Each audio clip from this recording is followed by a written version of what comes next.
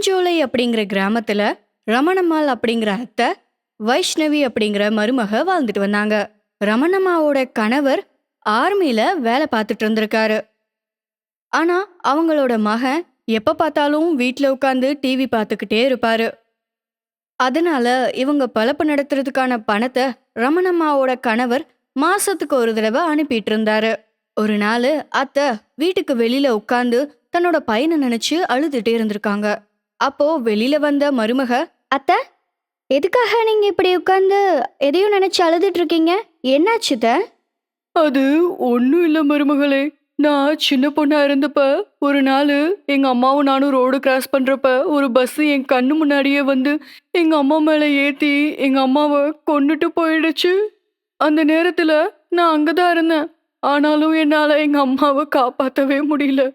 அதை நினைச்சாலே எனக்கு அழுகையா வருது. நான் மட்டும் அப்ப எங்க அம்மாவை காப்பாத்திருந்தேன் அப்படின்னா நம்ம எல்லாரும் இப்ப உட்காந்து நல்லா பேசி சிரிச்சு சந்தோஷமா இருந்திருக்கலாம். அப்படின்னு சொல்லி அழுதுட்டே இருந்திருக்காங்க. நடந்து முடிஞ்ச ஒரு விஷயத்த நினைச்சு எதுக்காக அத்தை அழுதுட்டே இருக்கீங்க? அழுதா மட்டும் நடந்ததுன்னு மாறவா போகுது?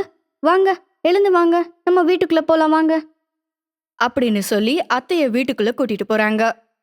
அதுக்கு மறுநாள் மருமக வீட்டை கிளீன் பண்ணிட்டு இருந்தப்ப வீட்ல ஒரு மூலையில ஒரு சுரங்கம் இருக்கிறத பாக்குறாங்க. அதை பார்த்து பயந்துட்டு அத்தைய கூப்பிடுறாங்க. அத்தை, அத்தை, இங்க வாங்க அத்தை, இங்க ஒரு சுரங்கம் இருக்கு. அதை கேட்டு அத்தை பயந்து போய், என்ன, ஏதோ சுரங்கம் அது இதுன்னு சொன்ன? என்னம்மா, என்னது என்னது? அப்படின்னு கேட்டுட்டே போய் அந்த சுரங்கத்தை பார்த்து அத்தை ஷாக் ஆகுறாங்க. அட ஆத்தாடி, இது எப்பல இருந்து இங்க இருக்கு? நம்ம போய் உள்ள போய் என்னன்னு பார்க்கலாமா? அப்படின்னு சொல்லிட்டு அத்தையும் மருமகளும் அந்த சுரங்கம் வழியா உள்ள போறாங்க.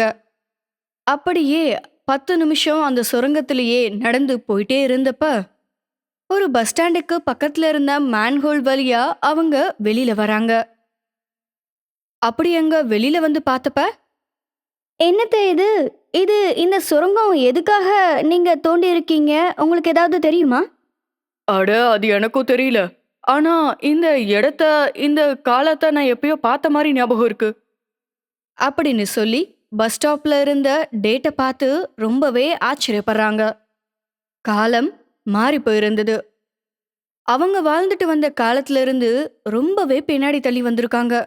அடியே மருமகளே, நாம இப்ப நம்மளோட கடந்த காலத்துக்கு வந்திருக்கோம். இதோ இப்ப நாம நிக்கிறோம் பாத்தியா? இதுதான் நான் சின்ன பொண்ணா இருந்தப்ப நம்ம ஊரோட பஸ் ஸ்டாண்டு மருமகளே. அப்படின்னு சொல்லி அங்க ஒரு சின்ன பொண்ணை பார்க்கறாங்க. அந்த சின்ன பொண்ணு ஐஸ்கிரீம் சாப்பிட்டுட்டு இருந்திருக்காங்க. மருமக அத்தைய பார்த்து, அத்தை, ஐஸ்கிரீம் வேணும் அப்படின்னா வீட்டுக்கு போலாம். நானே இப்ப கடந்த காலத்துக்கு வந்துட்டோமே நினைச்சு ரொம்ப கவலைப்பட்டுட்டு இருக்கேன். ஆனா நீங்க சின்ன குழந்தை மாதிரி ஐஸ்கிரீமை பார்த்துட்டு இருக்கீங்க அப்படின்னு சொல்லி அத்தையோட தோள் மேல தட்டி அத்தைய கூப்பிடுறாங்க. அட, அது அப்படி கிடையாது மருமகளே. அதோ அங்க ஐஸ்கிரீம் சாப்பிட்டுட்டு ஒரு பாப்பா நிக்குதுல, அது நான் தான். அது நான் அப்படின்னா இங்க இங்க என்னோட அம்மா கூட இருக்கணும்ல. அப்படின்னு சொல்லி ரோடோட மறுபுறத்தை பார்க்கறாங்க. அப்பதான் அவங்களோட அம்மா ரோட கிராஸ் பண்ணி வந்துட்டு இருக்காங்க.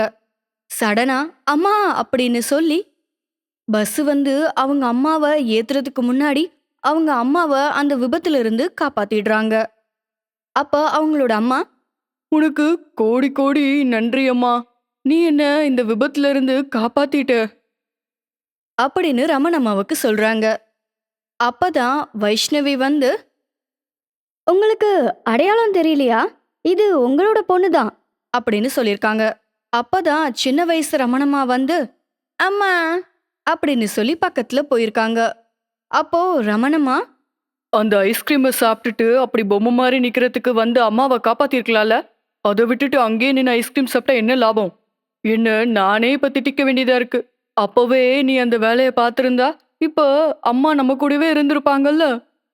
அப்படின்னு அவங்க அம்மா கிட்ட சொல்லியிருக்காங்க. அதுக்கப்புறம் எல்லாரும் சேர்ந்து ரமணம்மா சின்ன வயசுல வாழ்ந்துட்டு இருந்த வீட்டை நோக்கி போறாங்க. அங்க போய் அத்தை மருமகளுக்கு வீட்டை காமிச்சு, இதோ இங்க பாரு மருமகளே, இதுதான் என்னோட ரூமு அப்படின்னு சொல்லிட்டே அந்த ரூமை காமிக்கிறதுக்கு ரூமுக்குள்ள போறாங்க.